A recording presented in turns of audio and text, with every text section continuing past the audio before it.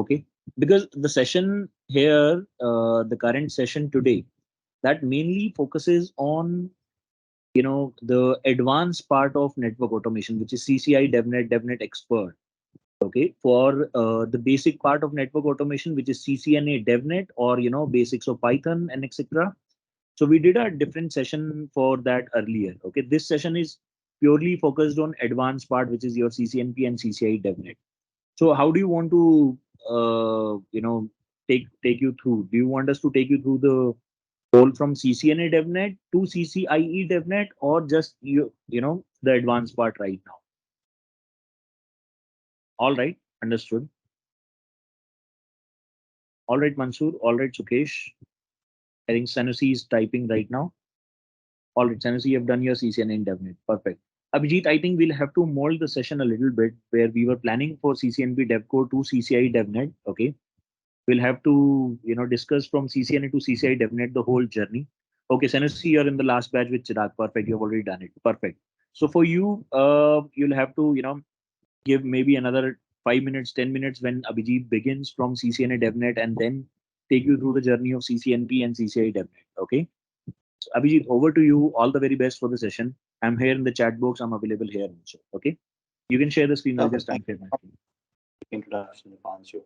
Hey everyone, welcome to this exciting demo session of our network automation, I would call it, because it's a blended demo session which we planned for CCNP to CCIE DevNet, but I will mix it a bit about CCNA DevNet as well.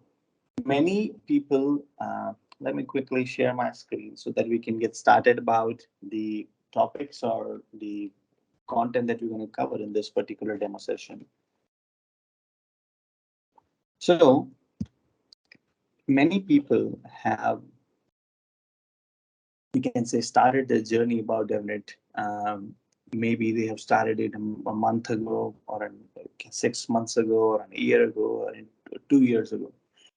Speaking about myself, I started my journey about DevNet or about network automation almost 4 to 5 years ago.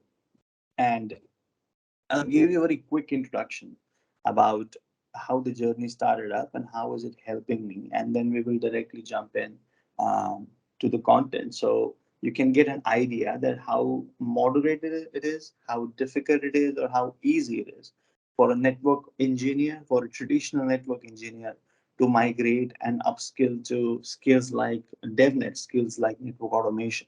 Because this is one of the biggest questions or biggest, you can say, doubts that I get asked about. So my name is Vijit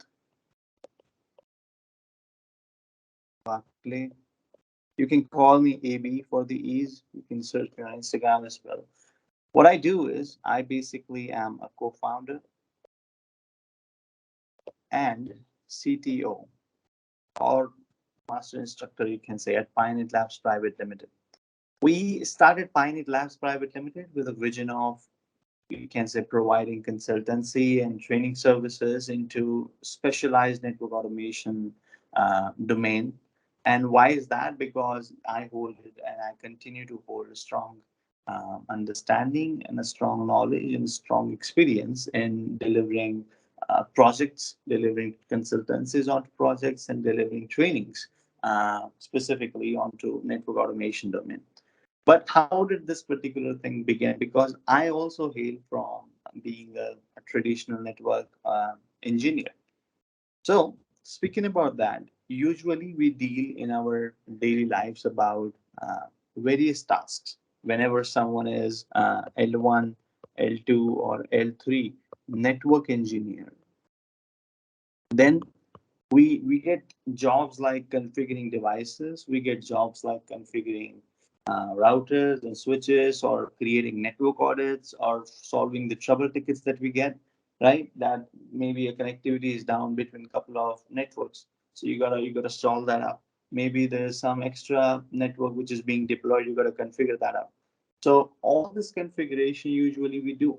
And when we get tasked to do multiple configurations onto similar set of devices, kind of a repeated configuration, then we use you can say chits and tips from your daily lives, which is copying the configuration onto Notepad, pasting it, and then copying it, modifying it, and pasting it onto certain other devices.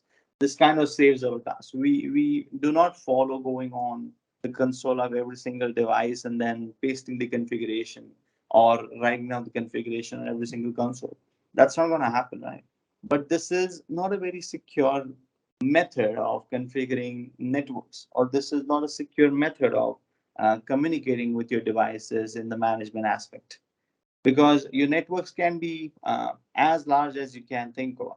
You can say that you just have a management PC, and that management PC connects to the infrastructure of device, and the infrastructure can be router 1, can be router 2, can be router 3, can be router 4, can be router 5.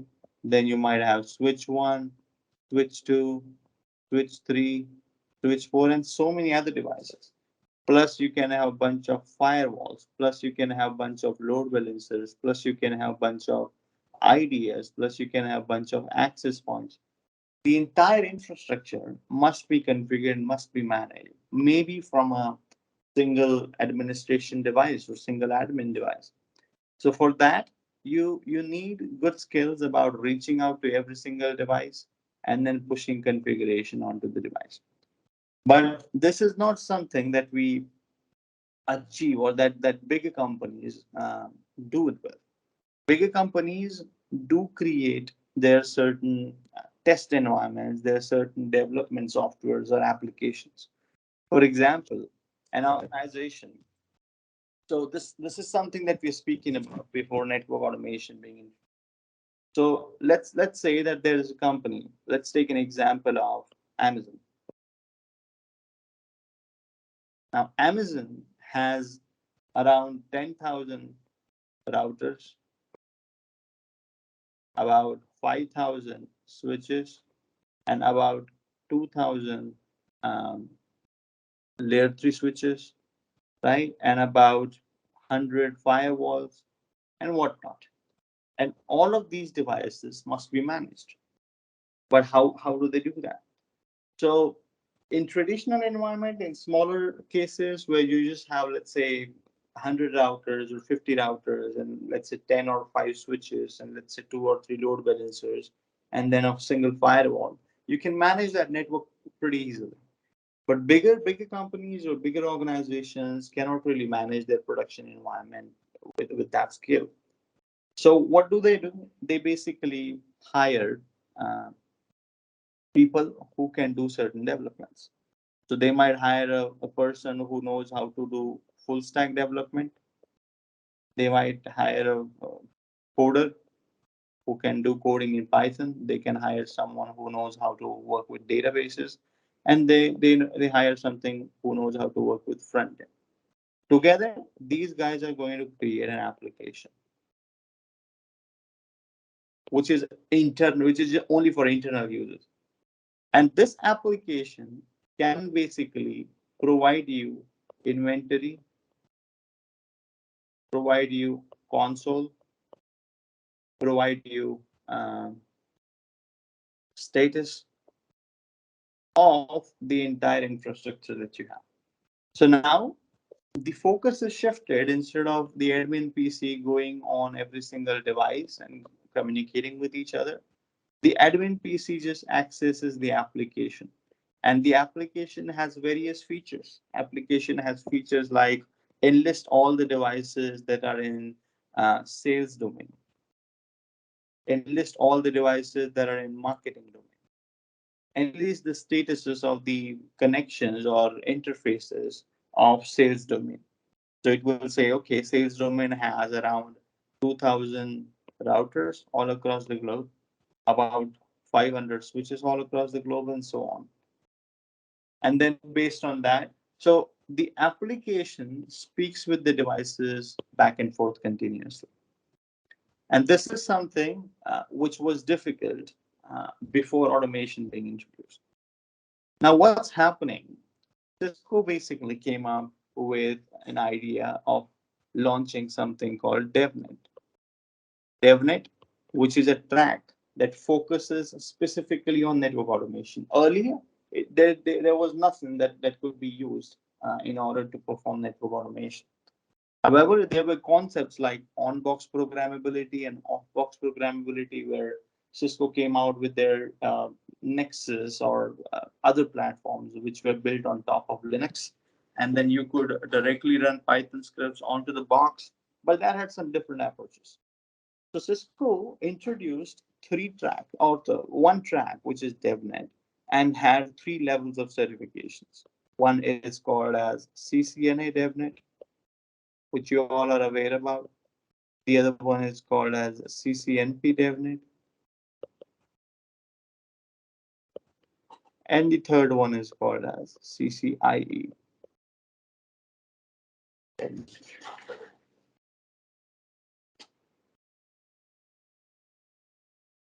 With these three tracks, they completely focus on network automation.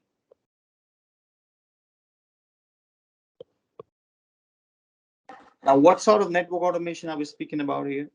So these tracks expose knowledge on how we can connect with these devices programmatically, where you do not require your team to develop an application which will communicate with the infrastructure. No, by using programmatic skills or programmatic tools,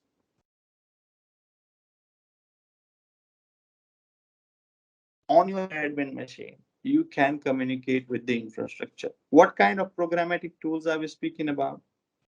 The programmatic tools can be software like Python, number one. Then we have VS Code, number two. Then we have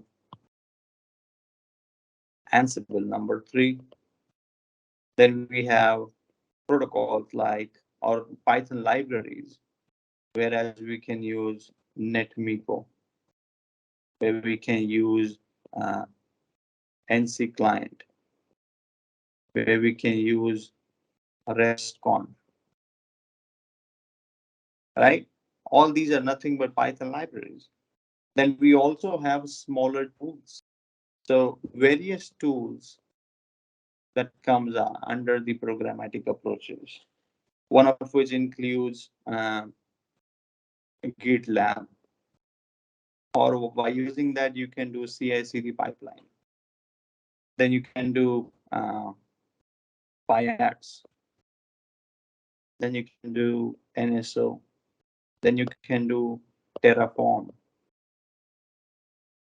Then you can do Vault, right? And various others. So this is nothing but suite of application or suite of software tools which can be used in order to automate your entire network infrastructure.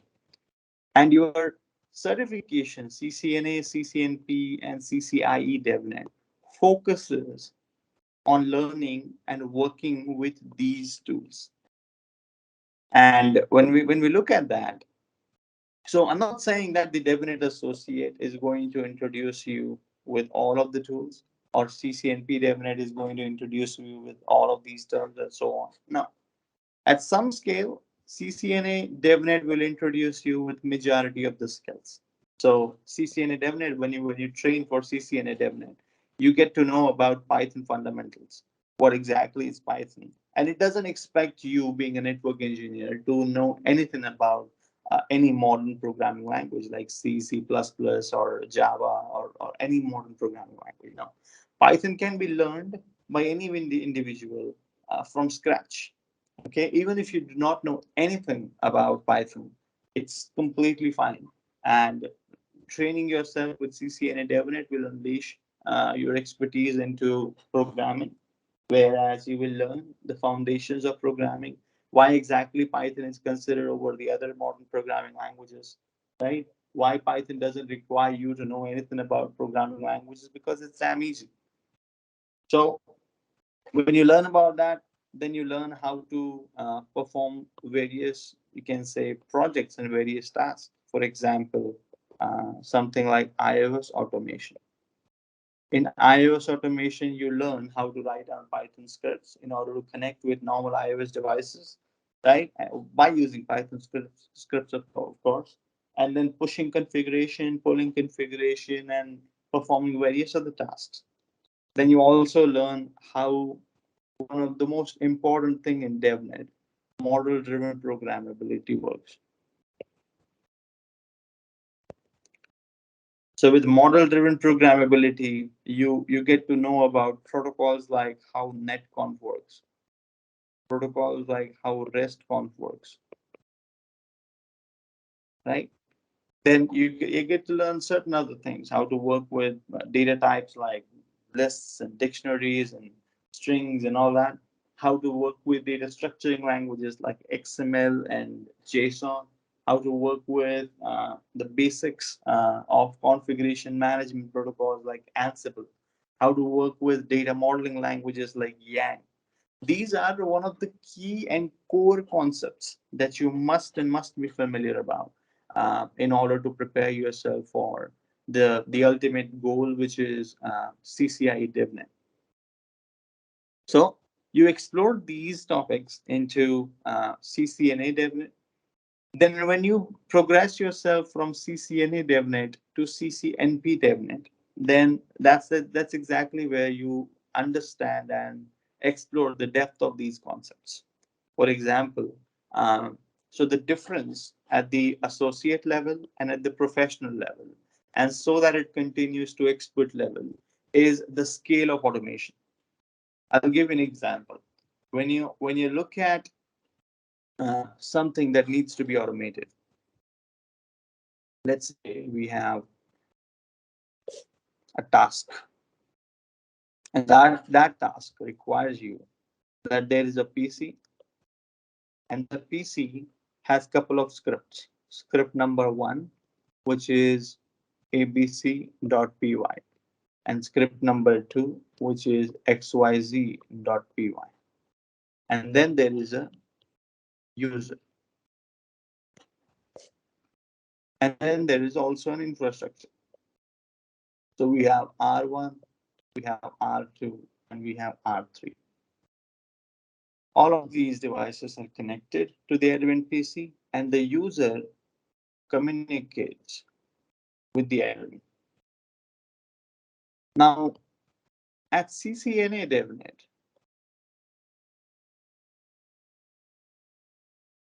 what you're going to do is you are going to manually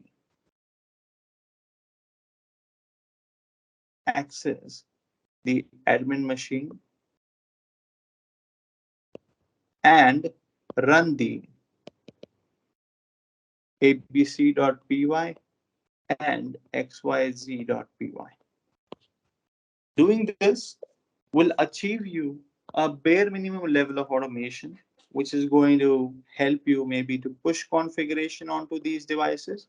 We're not jumping into what exactly is written into the scripts abc.py and xyz.py, but you're going to push configuration and pull configuration. But in order to do so, you being a user accesses that particular Linux box or Windows box, whatever it is, and then pushes the or executes these scripts manually. Now, in CCNP DevNet, you're still doing the same thing, whereas you have the same topology,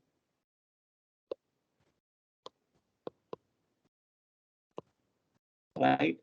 But now the task is that there is no user intervention which is coming up. However, there are instances, or you can say triggers, which are communicating with your admin machine.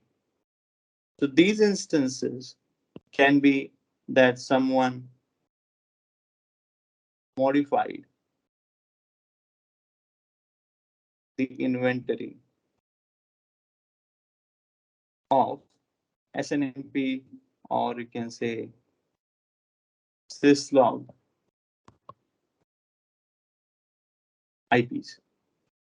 So what exactly happens is Let's say that there is an inventory of IP addresses which are configured as syslog servers. Now, someone went on to the inventory or someone raised a ticket that, hey there, I want, currently there are three syslog servers configured 10.1.1.1, 10.1.1.2, and 10.1.1.3. So I go into, and this details are stored into syslog underscore inventory dot maybe text. Okay. So I went into that file, I removed the .3 and I added 10.1.1.4 now. And then I saved that particular file. Now, as soon as I save that particular file, my file gets pushed onto something like GitHub, and by using technology or concepts like CI/CD pipelining, the scripts are triggered on the admin machine, and then both of these scripts execute, and then the fresh syslog servers are configured, and the syslog server which was removed from the inventory also has been deleted from these devices. You see, so to achieve this, if you wanted to achieve this in CCNA DevNet, being a user, you would go onto the admin machine, you would modify the inventory, save it, then you will manually execute the script, then you will verify whether the configuration has been successfully done or not, and then you will notify the admin that, hey, this is a change that I have done. All of this is basically done into CCNP DevNet in an automated fashion, where what you do is you just change your inventory file, and all the related operations will be triggered and executed.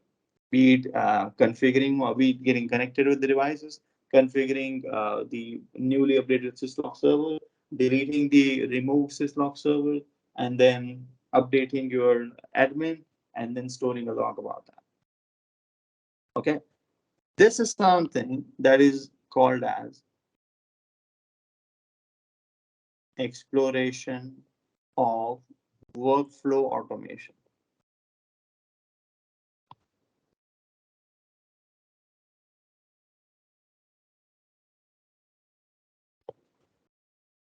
And then together, we basically jump into CCIE DevNet. And in CCIE DevNet also, the motive is same, which is to automate the network, but at even greater scale. So continuing with your workflow automation, you learn various small tools that you are going to use to automate your network at larger scale. For example, you might have a requirement of taking backup of your entire data center devices every night at 1 a.m. So for that, your organization now faces a limitation that there are around 70 devices. Each device takes around 5 minutes to be backed up. So totally, how many devices, how many minutes do you take? It goes to around 350 minutes, and that's about 6 or 7 hours that you need to spend, or 7 to 8 hours that you need to spend in. So you need to optimize this. You want that there is a requirement that every device only has to. So what kind of approaches would you put there? You would say that, hey, I do not want to take backup of every device. I only want to take backup of a device where there is a configuration change. So you would build up scripts with aspects that only take backup when there is configuration change. Okay, then only spend 1 minute on each device. How do you achieve that? Now, there is no function which is going to say that take backup in 1 minute. No, that's not going to happen. But you can build up strategies by thinking about, hey, whenever you're taking backup, only take backup of the changed part, not the entire config again and again and again, right? So only take backup of a part which changed and make a tag that, okay, this is a part that was changed on that day and that time and by that user, and you should be good. And then concurrently connect with multiple devices. Do not go on single device one by one by one. Try to get connected with multiple devices, and that you achieve it by using things like multi-threading. So these are the differences. Now, when you go into CCIE DevNet, it's not about learning the foundation, because the foundation is something where you learn iOS automation using SSH. Okay. Then you learn model-driven programmability using things like netconf or using things like restconf in combination of XML and JSON, in combination of data modeling language like Yang. Then you learn API automation by using the REST API. Then you do configuration management protocols like Ansible. And you learn programming with Python. So these are your foundations. You make your foundation strong enough in CCNA DevNet and in CCNP DevNet. In CCIE DevNet, using these knowledge or using the foundations to learn the optimization and scale of how CCIE DevNet works. So in CCIE DevNet, you're gonna be learning about things like NSO, things like Terraform, things like advanced GitLab, and CI/CD pipelining. Okay, things like pyats, things like port server, how secure management of your credentials can be done. Right, things like netmiko in an advanced way, things like RESTConf configuration using tools like Yang Suite, right? Various such things would be learned by you in order to achieve. When you achieve it, then in such case, now all of these tools and tasks are built on top of your foundation skills. It's not going to be that you're going to again learn about iOS automation, model-driven programmability, and everything over here again. Now, you're gonna look at them at scale. So this is the difference between CCNA DevNet, CCNP DevNet, and CCIE DevNet. Now, I'm not going to pull up the blueprint because blueprint is something that is available to everyone. But I told you about the key differences between the trainings and between the preparations that happens with CCNA DevNet, CCNP DevNet, and CCIE DevNet. Makes sense? So the exams that you work for in CCNA DevNet, it is just about a single certification called Devops, right? Uh, and then in CCNP DevNet, you focus on your core exam or Dev Core, and in CCIE DevNet, you basically focus on your lab exam.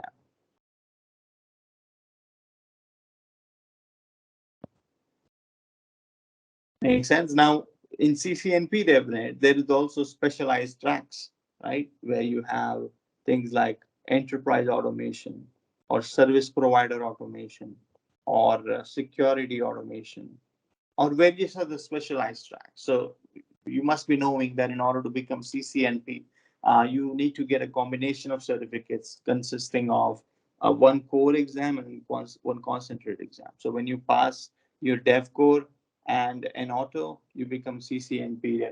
When you pass your dev core and SP auto, you become CCNP. Right? But the dev core exam itself, which is the core exam, okay, that acts as your CCI written exam. You cannot be eligible to go and sit for CCIE DevNet Lab exam without having dev core with you. So in our training, which we do cover for all these tracks, CCNA DevNet, CCNP DevNet, and CCIE DevNet. Rather, you can say CCNA DevNet, then DevCore, and then CCIE DevNet. We do deliver our training in such cases. So that's exactly what we were speaking about. So now training, you basically get trained about all the technology and stuff that you require in order to pass your CCNA DevNet, then DevCore exam, and then CCIE. Speaking about myself, now there are very few people who have been able to crack the certifications yet. I personally am CCNA and CCNP DevNet certified, as well as I have made my 2 attempts in CCIE DevNet, or which is basically the lab exam.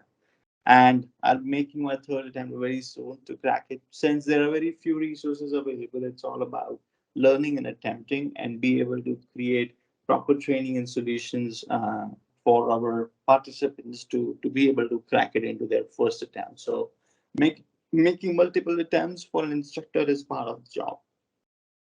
But soon I'll be certified in CCIE DevNet, and then we'll be working upon into the greater good in the CCIE DevNet module. So giving you the blueprint overview of how it works for CCNP DevNet and CCIE DevNet.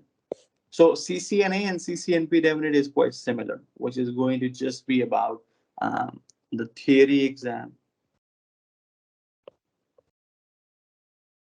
okay, which will have single choice questions, which will be about multiple choice questions, and which will be about drag and drop, right? These are 3 types of questions that you will face into CCNA DevNet and that you will also face into CCNP DevNet. But in the lab exam, when you're going to do for CCIE DevNet, then CCIE DevNet is divided into 2 parts. One is going to be module 1, and second one is about module 2. Module 1 is where you basically have around some multiple choice questions, some single choice questions, and some drag and drops. And module 2 is going to be about your lab tasks. So the blueprint highlights that module 1 and module 2. Module 1 and module 2 both will be focused on 2 concepts from your foundation knowledge and concepts from your CCI specific tools and technologies or technology stack. So you might be tasked or you might be asked a question about NSO, and you will be required to work and solve a problem that they have created for you about NSO service or about NSO configuration. Then you might be asked to perform a configuration change using Terraform. You might be asked to resolve that your CI/CD pipeline is not working. You need to fix that. There is network validation and tests which are working in pyats, and you need to fix that, right? All of these sections are somewhere where you're gonna face the tasks and you need to solve it. So it's not about doing the complete development from scratch, but the CCIE exams are more about resolving something that is not really working. So a partial development is maybe already done for most of the tasks, and you need to fix them so that they can successfully execute and achieve its motive. And that's exactly what or how the blueprint or how the nature of your exam is going to be. So for module 1, you get around 3 hours of time, and for module 2 you get around 5 hours of time. Combining together, you can have an exam that can extend up to 8 hours. Not necessarily you need to spend 8 hours over there. It is possible that module 1 you get done with 2 hours, and module 2 you get done with 4 hours. So totally you get 6 hours.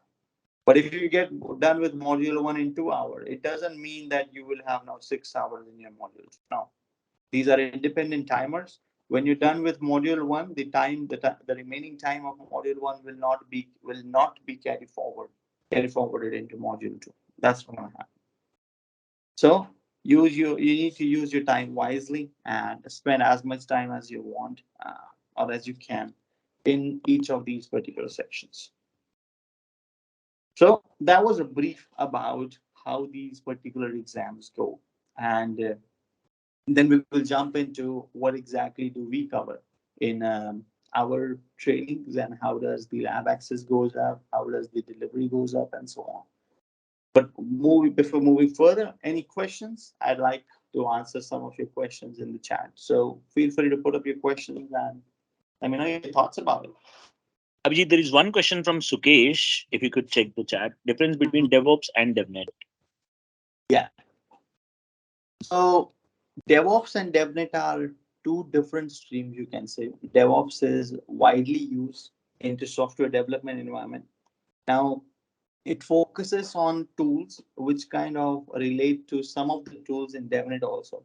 But DevOps is a principle or a terminology which is used for designing the common practices into the field of software development environments. So software development engineers like SDEs, they use these practices in their daily lives to be able to perform or to be able to create a consistent development environment. So for example, using CI/CD pipeline, so or GitLab and CI/CD pipeline. This is something where you will collide with DevOps as well as DevNet. Then pyats will specifically be in DevNet. NSO will specifically be in DevNet. So it depends that if you're working with a tool which basically has been designed not with only the aspect of having it in network automation stream, but it can be used globally into other domains also. That tool will come under DevOps. Okay. And DevNet is where the tools which are specifically designed for the purpose of network automation, you will say that those particular tools are just for DevNet. So both the motive of using DevOps or DevNet is same, which is automating the infrastructure in a standardized way. If you remove DevOps or if you remove DevNet, then still you can automate the network, but not in a standardized way. So DevOps or DevNet is kind of a way of following methods or way of standardizing methods of streamlining automation into your infrastructure. If it is about software development environments and using common tools, that goes under the umbrella of DevOps. If you are using tools which are specifically for network automation, that goes under DevNet. That's the difference between both of them. In one or the other way, while you prepare for DevOps or while you prepare for DevNet, you also prepare for the other. If you're preparing for DevNet, you're learning GitLab, CI/CD, you're learning Python, you're learning VS Code, you're learning APIs, you're learning Postman. All these tools you will also find in DevOps. So one or the other way, you also are partially prepared for DevOps. But DevOps is not your forte, being a network engineer. DevOps would be a forte for a person who prepares for software development or becomes a coder or something like that. So yeah, that's my answer for that. Great. Now moving on to understand how our lab environment and how our teaching methodology looks like when someone signs up for one of these trainings into CCNA DevNet. We basically provide you the lab accesses in a way that all the material which would be required in order to learn CCNA development, like I highlighted, you're going to focus mostly on iOS automation, then model-driven programmability, APIs, then configuration management protocols, and programming knowledge, which is Python. All these tools can be locally installed. That's why we would be providing, or we provide everyone with the local lab setup and whatever the knowledge is required uh, in order to basically learn DevNet Associate. Then we do provide all the training material, all the lab material, all the tool material that is required in order to practice DevNet offline on your machine or online or on your local machine. We do provide support for that. And yeah, mostly the scenario would be of using EVE-NG, which is going to be your network simulator, and then a Windows or Linux machine, whatever you have. Mostly we end up having Windows machines. So combination of that is something which is going to create your DevNet or CCNA DevNet lab environment. Then when we look at CCNP DevNet or CCIE DevNet lab environment, then in our trainings we do provide cloud hosted labs, whereas you will get a Linux machine, plus you will get a Windows machine, plus you will get an EVE-NG, having all the tools installed. Now you might also think that since we have EVE-NG and Windows machine with us, why can't we use these infrastructure on our machine? Why can't we have CCNP or CCIE DevNet Labs locally on our machine? Because the topologies that we work up with, or the devices or the tools that we work up with, do require greater resources. For example, in your environment, for while preparing for CCNP or while preparing specifically for CCIE DevNet Labs, you would need tools like NSO, you would need tools like Terraform, you would need tools like Epic of ACI, you would need tools like Vault servers, or you would need GitLab server, okay, or you need PIG stack for performing model-driven telemetry and things like that. These resources combined together cannot be hosted on your local environment because of the resource limitation. So that's why we do provide hosted environments where we have our in-house data center and our devices or our servers are capable enough to host labs for you, which will provide you accesses. So that way we're gonna um, provide you lab accesses, which will achieve it. Now, in our demo session, I would also show you how we basically use our environments in order to perform testings about one of the tools and one of the tasks. So let's say we're gonna see and assess how one of the tools work and how our lab experience looks and feels like. So we're gonna talk about one of the tool called pyats, which is network validation and network testing environment in order to you can say go and connect with your network devices, and then after connecting with your network devices, check certain things and perform these jobs. So that's something that we're gonna learn about. So in order to do that, I will quickly share my other screen and we will speak about how we can work with this so that you can get a feel of how the lab environment actually looks like. So sharing my other screen, just a minute. So can you also ask one more question I have? Okay. Juniper Networks has come up with a training called Mist AI. Is the course similar to DevNet of Cisco? Juniper has something called Devops for network engineer, which I am certified in, but I was not able to explore this specific course. If it is about machine learning and if it is about artificial intelligence, yeah, Mist AI. So Cisco also has something like this, where Cisco uh, is catering the technologies. Yeah, the course is recently launched, I see. I didn't explore that yet as of now, okay. But I can say you that this is something which is already available in Cisco. So couple of courses which Cisco has about big data analytics, about machine learning, and about AI. You can explore about that. I'll provide you the relevant links, maybe in the chat, and then this is something similar to what Juniper might be doing. You see, every vendor steps up into the game when someone tries to attract potential customers, attract potential business into certain domain.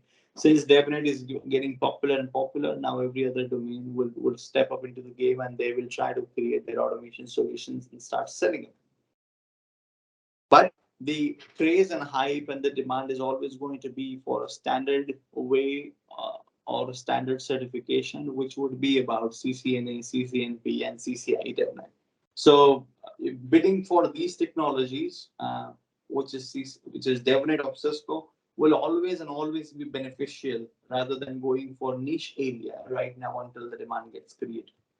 Because you being participants or you being learners also want to upgrade yourself in order to do better into your domain, and choosing a better domain which where the requirements are there, where the demand is there, is always a beneficial option for you. All right, so sharing my other screen now. This is kind of a Windows machine where I have created an environment. What you get in, so this is an EVE-NG topology, which has a couple of servers, GitLab server, TIG, which is a combination of Telegraph, Influx, and Influx database and Grafana. Then you have a Vault server to centrally store your credentials. Then you have a candidate workstation of Linux, and then all these devices gets connected to your management, via which you can communicate with the infrastructure devices that you have. So we have router 1, router 2, router 3, router 4, all these 4 devices. And we will be pushing some configuration, which is about the SSH configuration, because we are speaking about a tool called pyats, right? So what exactly pyats is, you need to understand that how pyats is going to work you or help you. So I'll just use my notepad for a couple of minutes to explore or explain what pyats exactly is. So in network automation domain or in network infrastructure, you will feel the need, or you will want some time to compare the operational state of bunch of network devices between 2 specific times, or not only if the interfaces are up or down, but the number and status of maybe your BGP peers, or the number of prefixes that are received, the number of entries into a MAC address table, or how many OSPF neighbors do you guys have. All these, all these would require you to use a certain tool. And there are various tools you can achieve it with by using manual methods, by using automated methods. We have a tool called Cisco pyats, which is a core component in your Cisco environment, which is core component in your CCI lab exam also. Not in CCNP, but in CCI lab exam, you would be required to learn pyats and work with pyats. So in this scenario, so pyats basically is nothing but Py for Python and ATS, which is automated, or rather you can say Python automated test systems. So it was developed for internal Cisco engineering teams, okay, but it was later made available for public, and now it has a large community contributing to it. So Pyat solution is an end-to-end testing ecosystem. It is extensible by design. It enables developers and network engineers to start with small and simple test cases and easily scale towards large and complex tests and build a collection of reusable tests. So there are always testing environments which are developed, right? Unit testing is done in production environments. You would of course want to test your network daily, every night, whether everything is working fine or not. If it is not working, then an admin or a specific concern team should be notified about.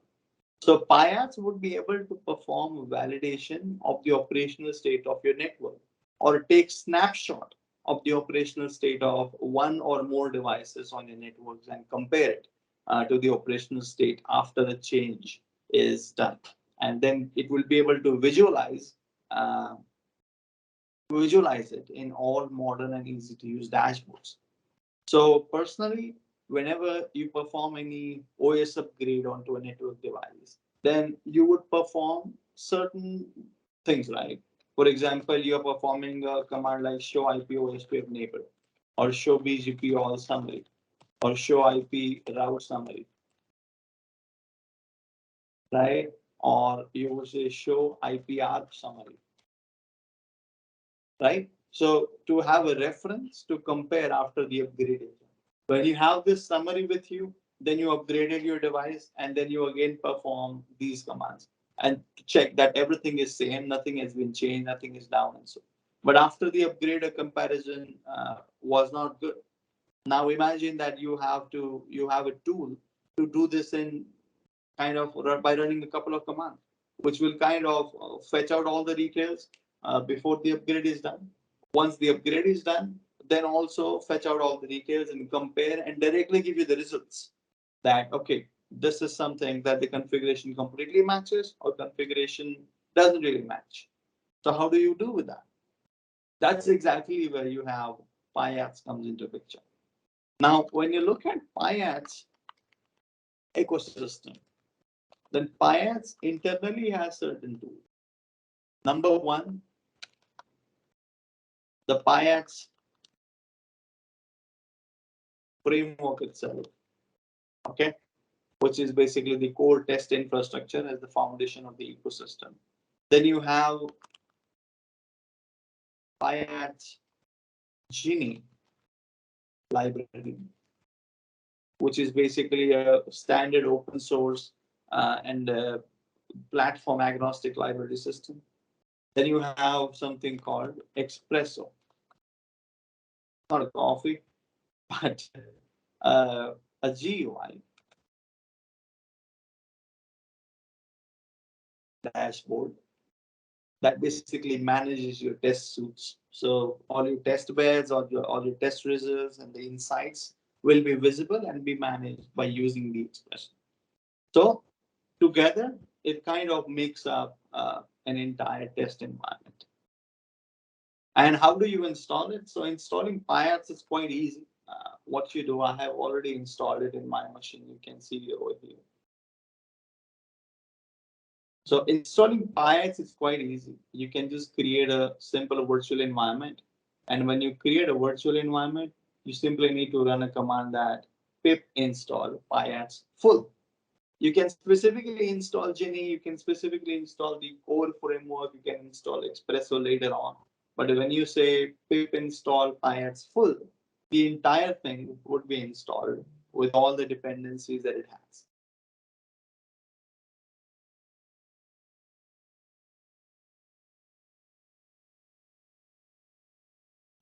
So when you work with this, right, you basically get Genie libraries, you basically get certain other things. Now this is our Linux environment where you will find all the tools installed and available. You will be working specifically in our lab environment when you can say where VS Code is already installed. If you see in VS Code, we generally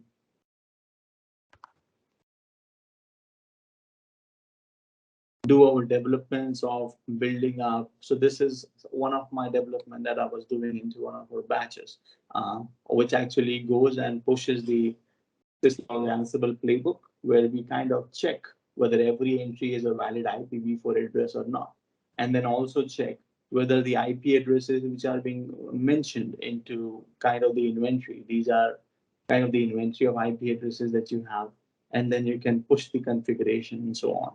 And then you have syslog test servers, where you will check whether the IP belongs to a specific subnet or not. If it doesn't, then provide a fail message.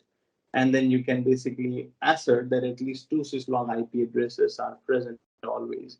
If these tests are matched, then and then only execute the configuration, otherwise don't. So here you work with CI/CD pipelines, which actually build up a CI/CD pipeline to test whether the syntaxes of audio files are correct, whether the user inputs are correct or not. If everything is good, then only execute your, deploy your configuration. Otherwise, don't deploy your configuration. Then you work with NSO in order to learn various other things, right? So all these developments would help you to prepare better for your CCIE environment. And you would get a Linux machine, which will have all the tools. You'll get a Windows machine, which will have the required tools to focus on the foundation. And you will get an EVNG, where you will build up your custom topology, where you would have all the requirements that meets up the preparation of the CCIE DevNet environment in your case.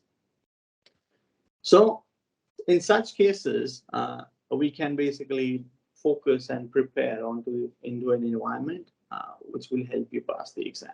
So that's a thing about that. And that was a small demonstration of how the flow of our lab looks like. What kind of environment do we work with? What kind of concepts do we cover into our exam, into our training? And my upcoming training is, I think, coming soon. You can focus on to preparing yourself with these technologies. In order to learn better, you can directly jump onto our website to check with the trainings and with the upcoming schedule of our batches. Whereas you can directly explore all courses in the automation section, and we have Python plus CCNA DevNet. Then we have, so originally Python is not involved into CCNA DevNet training, but since I observed that when you can say people are preparing for CCNA DevNet, then mostly these people are not coming from the development background and they do not carry any knowledge of programming. So that's why we came up with a combination course, which will prepare you with the foundation of Python as well as CCNA DevNet. Then you jump into CCNP DevNet, where we train you for dev code, and you can jump for CCIE DevNet. We also have custom courses for DevOps. We also have Cisco Dev IoT and Nexus and DCACI trainings. You can definitely inquire about it. If you have any questions and queries to regarding the course material, regarding the course outline and everything, you can reach out over there. And you can directly click on WhatsApp in order to chat and raise queries. Rahul in the chat is asking that what kind of roles we get after completing the training. So after completing the training, you can expect the roles of network automation engineer at the base level, right? Then you may expect the role of network automation developer, right? And you may explore a network automation testing engineer or various such roles, which kind of, so it's not going to be in a way that you're the one guy who does the testing, you're the one guy who does the development, you're the one guy who optimizes the network. No, there are various teams which would be there, right? So a team would be dedicated just for development, and they might be having people who are very proficient with Python. They are who are very proficient with development or front end development, but they will need your aspect. They will need your help in being able to design network automation framework for the organization, because you are the one who knows networks very well. You're the one who knows how automation for network engineer will sound like, and they're the one who does the job for you. So a combination, the role specifically would be about network automation engineer. That's exactly what we are focusing on. Then you can be about network automation consultant, network automation expert, right? Or SME roles can also be attempted or achieved when you prepare for CCIE DevNet and get certified. These are the things that you can focus on, of course. I hope that answers your question. And that was majorly all that we had to talk about in this demo session. If you have any questions, please go ahead and ask them into the chat, and then we should be good with that. I think we are good to go, and I think there are no doubts related to the same. Yeah, I see someone is typing, just waiting for the last query if someone comes up with. Sure. I just wanted to add that you include S Auto too. If you're speaking about SP Auto or speaking about Security Auto, then we are not currently delivering these particular technologies for public. We are doing it only for corporates due to the operational and demand challenges. But if you're interested in such a training, you can definitely drop your query and we can check whether we can come up with a training for you specifically on S Auto. S Auto is not a thing, actually. You can say Sec Auto, Security Automation, or SP Auto. You can be specific about that. Service provider automation or security automation. And if you're good to go, yeah, like Deepanshu said, if you're good to go ahead with one-to-one training, then can be delivered, of course. Cool. I think we're pretty good. And that was all. I hope you had a wonderful demo session, which we catered to let you guys know about how it was. And it was good to have you. Looking forward to see you again in some of our other trainings. Thank you so much for joining up. Do inquire, and looking forward to see you in some of our trainings. Take care. Have a good day. Thank you. So Sanusi, for that, we can have a different discussion for sure. If you're connected to Nitish, we can discuss there.